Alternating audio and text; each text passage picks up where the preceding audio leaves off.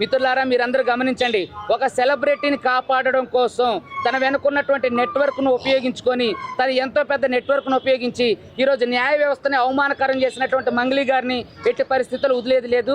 ఆవిడ చాలా వరకు అబద్ధపు ప్రచారం చేస్తుంది. నేను ఆమె చాలాసార్లు మీడియా ముఖంగా కూడా చెప్పా, ఒక్క ఆధారాన్ని ప్రవేశపెట్టండి అని చెప్పి నేను ఎన్నోసార్లు అడిగా. ఈరోజు కూడా నేను మీడియా ముఖంగా ఛాలెంజ్ విసిరా. 12 గంటలకే మీరు కోర్టు దగ్గరకు వస్తే ముఖాముఖిగా మాట్లాడదామని కూడా చెప్పా. ఆవిడ ఆ ఛాలెంజ్ని స్వీకరించలేదు. ఎటువంటి చిన్న ఎవిడెన్స్ కూడా ఇప్పటి వరకు మంగ్లీ గారు ఇవ్వలేదు. నా మీద చేస్తున్నటువంటి ఆరోపణలకు సంబంధించి ఒక్క ఆధారం, అవన్నీ కూడా నిరాధారమైనవి. అడ్వకేట్ సుబ్బు ఎప్పుడు కూడా డబ్బులకు లొంగే వ్యక్తి కాదు, అది మీ అందరికీ తెలుసు. మీడియా మిత్రులందరికీ దయచేసి నేను నేను చెప్పేది ఏంటంటే, ఆవిడ చెప్పేటటువంటి అసత్య ప్రచారాలని నమ్మొద్దు. తెలంగాణ ప్రజల మద్దతు అంతా ఎవరి వైపు ఉందో మీరు చూస్తున్నారు.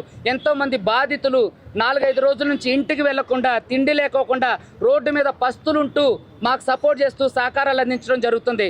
కాబట్టి ఇలాంటి కేసుల్లో, ఇలాంటి ఇన్ఫ్లుయెన్స్డ్ కేసుల్లో పోలీసులు ప్రవర్తించిన తీరు చాలా జిగుప్సాకరమైనది. కాబట్టి వీరిని వెంటనే శిక్షించి న్యాయ వ్యవస్థలో ఉన్నటువంటి న్యాయవాదులను కాపాడాలని, ఏదైతే అడ్వకేట్ ప్రొటెక్షన్ యాక్ట్ ఇంకా ఇంప్లిమెంట్ కాలేదో అది ఇంప్లిమెంట్ అయిన తర్వాత కూడా ఇలాంటి చర్యలు పునరావృతం కాకుండా చూడాలని తెలంగాణ న్యాయ వ్యవస్థకు, అదేవిధంగా తెలంగాణలో ఉన్నటువంటి పోలీసు ఉన్నతాధికారులను కోరుకుంటున్నా. Thank you.